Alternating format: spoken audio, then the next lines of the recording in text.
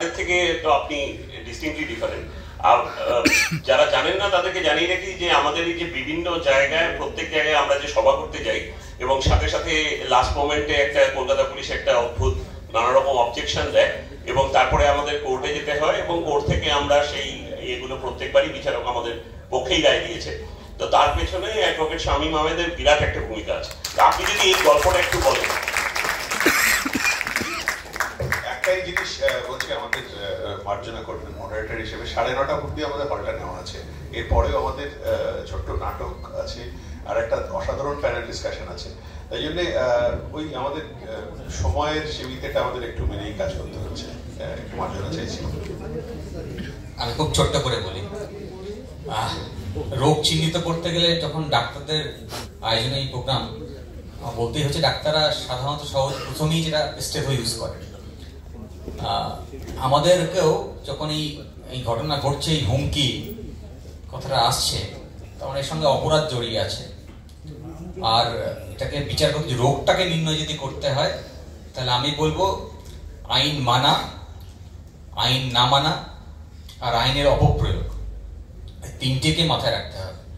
এখন এতক্ষণ ধরে শুনছিলাম আর উনি পুলিশের কথা বললেন, সবকটাই রিলেটেড। আসলে একজন হুমকি দিচ্ছেন, তাহলে যে ইনস্টিটিউশনে এই ঘটনা ঘটছে তার যে হেড আছে বা যে কনসার্ন অথরিটি আছে তাকে একটা অভিযোগ জানাবো, আর সেই অভিযোগের ভিত্তিতে তিনি বিচার করবেন। আপনারা জানেন যে কলেজে অ্যান্টি র্যাগিং কমিটি আছে, তারপর সেক্সুয়াল হ্যারাসমেন্টের কমিটি থাকার কথা। পুলিশের কাছে বিচার চাইতে যাচ্ছি, অভিযোগ করতে যাচ্ছি, অভিযোগটা নেবে পুলিশ। সুপ্রিম কোর্ট বারে বারে বলেছেন যে এফআইআর করতে হবে, তারপর ইনভেস্টিগেশন করতে হবে। এখন যারা এইগুলো করবে তারা যদি নিজেরা অপরাধের সঙ্গে সম্পৃক্ত হয়ে থাকে, তাহলে সেই অপরাধের বিচার হবে না আর এই হুমকিটা বাড়বে। আর এতক্ষণ ধরে আমরা বুঝলাম যে একজন শাসক দলের নেতা নেত্রী তিনি হুমকি দিচ্ছেন আর সেটাকে প্রশ্রয় দিচ্ছেন বা অ্যাক্টিভলি সেই কাজ করার, সেই অপরাধ করার জায়গা করে দিচ্ছেন যে সেটা একটা ইনস্টিটিউশন। ফলে এখানে বিচারের জায়গা নেই। আর এই বিচার চাইতে যখন আমি রাস্তায় নামছি, আমি আর খুব কম সময়, বেশি বাড়াতে যাই না, তখন আমার এটা ওইদিকে আমার সংবিধান দিয়েছে যে আমি আমার ভাব প্রকাশ করতে পারবো, প্রতিবাদ করতে পারবো। আর সেই প্রতিবাদের যখন পুলিশের কাছে যাচ্ছি, তাহলে যার অপরাধের প্রাইমারি তদন্ত করার কথা ছিল, অপরাধীকে ধরার কথা ছিল, সে ধরল না। আর আপনি যেই তার প্রতিবাদ করতে রাস্তায় নামবেন, তখন তার কণ্ঠরোধ করার জন্য তারা বলবে যে না, এখানে পারমিশন দেওয়া যাবে না।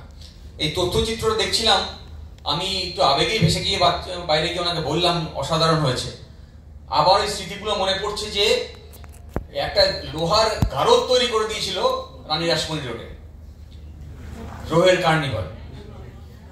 তাহলে পুলিশ, সাধারণ ডাক্তার, মূলত তাদের উদ্যোগে প্রতিবাদ সভা একেবারে লোহার গারদ তৈরি করে দিচ্ছে।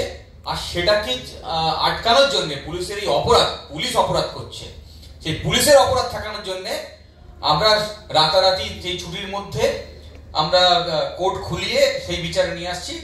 আর ওই কর্মসূচি আমাদের হচ্ছে, এই হচ্ছে পরিস্থিতি। তো মানে এর মধ্যেও যখন বিচার ব্যবস্থার একটা অংশের কাছ থেকে বিচার পেয়েছি, তখনই সুপ্রিম কোর্টের প্রাক্তন বিচারপতি একটু আগে বলে গেছেন যে যিনি আরজি করের বিচার করছিলেন তার একটা মেরুদণ্ড হলে ভালো হতো। হ্যাঁ, তো পুরো বিচার ব্যবস্থার মধ্যে বেশ কিছু ভিডিও আমাদের এখান থেকে শেয়ার করি আইনজীবীরা আমরা, যে বিচারকদের সত্যি সত্যি সিদ্ধার অভাব হয়ে গেছে। ডাক্তারদেরকে বলবো তারা সার্জারি কাজ করেন, ফলে ডাক্তারদের সার্জারি যেটা অপারেশন থিয়েটারে করেন তার সঙ্গে সঙ্গে রাস্তার এই সার্জারিটা চালিয়ে যেতে হবে তাদের উদ্যোগে, এবং সকলকে সামিল হতে হবে যাতে ওই বিচারকদের সিদ্ধারটা আবার যুক্ত করতে পারে। এই চলমান আন্দোলন